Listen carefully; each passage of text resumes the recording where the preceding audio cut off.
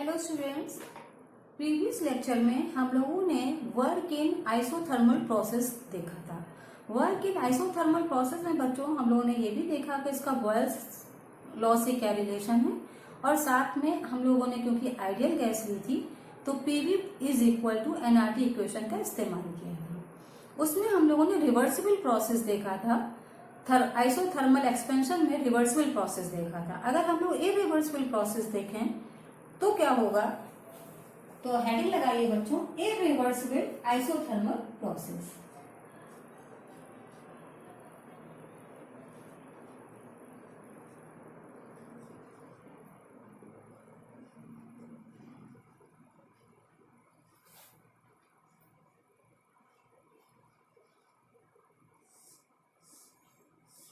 Irreversible isothermal process में भी दो कंडीशन है बच्चों।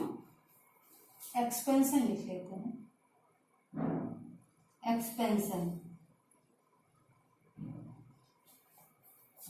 इसमें भी दो हैं। पहला है इन वैक्यूम।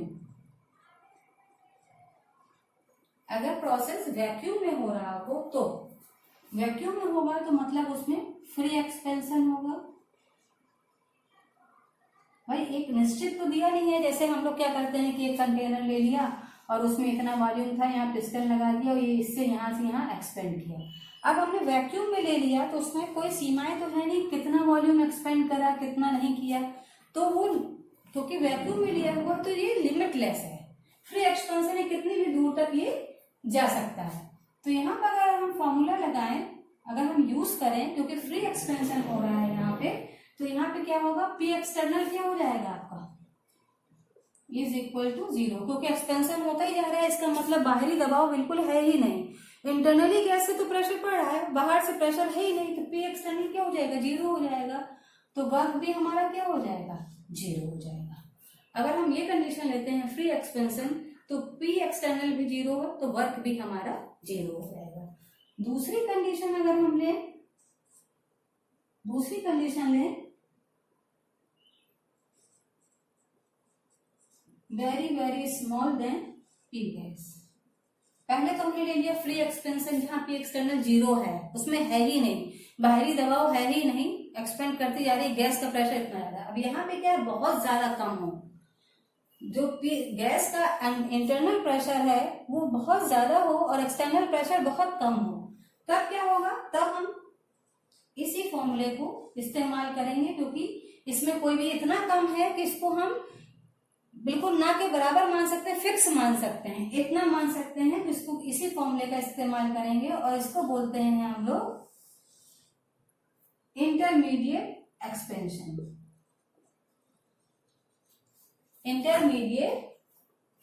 Intermediary expansion. इसमें बताने के लिए बहुत कुछ और है नहीं, सिर्फ इतना ही है कि ये जो कंडीशंस आती है एक वैक्यूम में तो वहां पर W 0 हो जाएगा। अगर इंटरमीडिएटरी एक्सपेंशन आता है तो वहां पर हम इस फॉर्मूले का इस्तेमाल कर सकते हैं, जिसका हम इस्तेमाल करते थे जब हमारा P फिक्स दिया रहता था, P वेरिएबल नहीं होता था।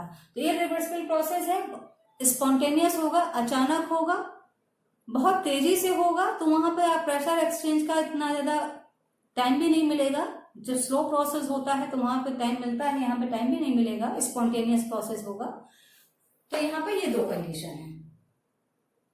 तो बच्चों अब इस पर आधारित हम लोग, क्योंकि आइसोथर्मल एक्सपेंशन है, कुछ न्यूमेरिकल कर लेते हैं, तो कुछ प्रॉब्लम सॉल्व कर लेते हैं। इस पर आधारित हम लोग न्यूमेरिकल नंबर 1 एक या दो प्रॉब्लम करेंगे तो हम लोगों को ये क्लियर हो जाएगा। प्रॉब्लम्स डालिए। पहली प्रॉब्लम लिखिए, 3 moles of a perfect gas is expanded isothermally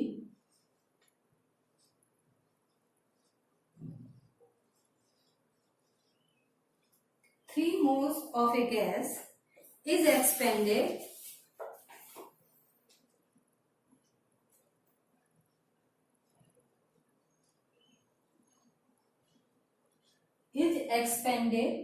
isothermally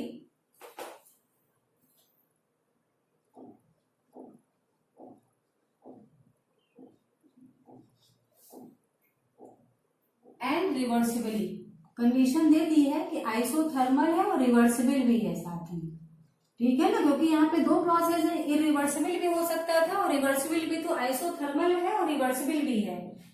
from a volume of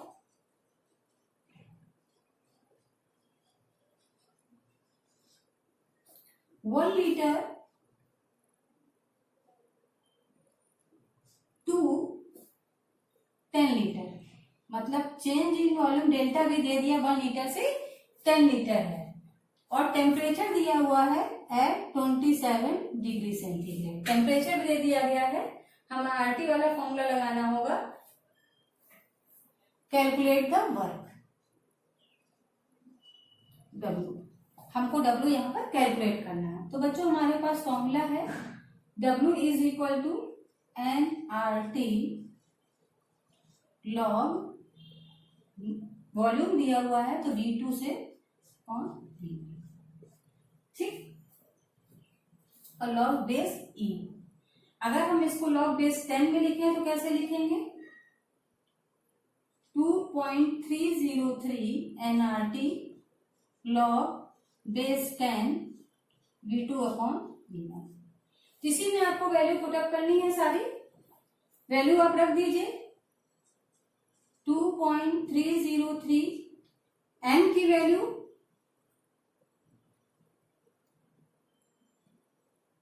10 दी गई है, 10 मोल्स दिए गए हैं, तो n की वैल्यू कितनी दी गई है 10। r की वैल्यू आपको पता है क्या होती है, 8.314 इंटू 10 टू पावर 7 होती है ना, और t आपको दिया हुआ है 27 डिग्री सेंटीग्रेड, 27 डिग्री सेंटीग्रेड है ना। तो इसको क्या करेंगे हम लोग, 27 डिग्री सेंटीग्रेड को चेंज कर लेंगे केल्विन में, 300 आ जाएगा, यहां पर हम 300 रख देंगे, ठीक है। log 10 बेस 10 10 अपॉन 1, इसको सॉल्व कर लेंगे, और सॉल्व करने पर जो भी वैल्यू आएगी, सॉल्व करने पर जो भी वैल्यू आएगी हम उसी से आंसर निकाल देंगे, क्लियर है।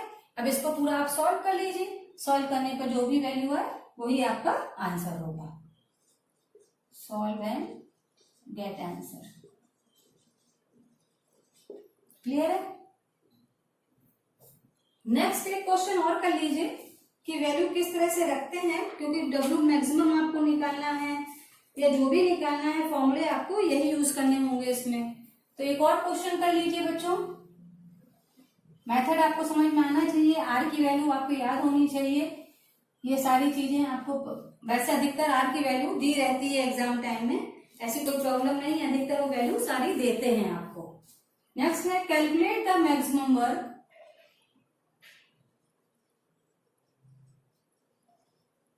W मैक्सिमम है ना, मैक्सिमम वर्क बोला तो हमने W मैक्सिमम लिख लिया है। Maximum work in earth in which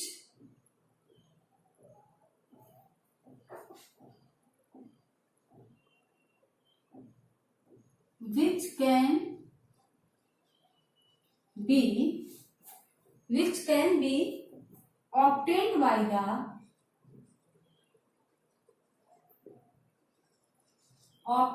the isothermal expansion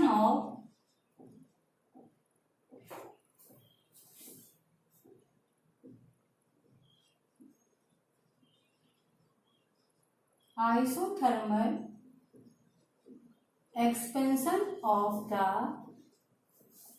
gas 10 moles of a gas, ठीक। और गैस कैसी, आइडियल एट 30 डिग्री। अगर गैस आइडियल नहीं भी दी गई है, जब तक कहे ना कि रियल गैस है तब तक आप आइडियल ही मानेंगे उसको, यहाँ गैस लिखा है आप मान के चलिए आइडियल है। 30 degree centigrade from 22.4 litre to 22.4 litre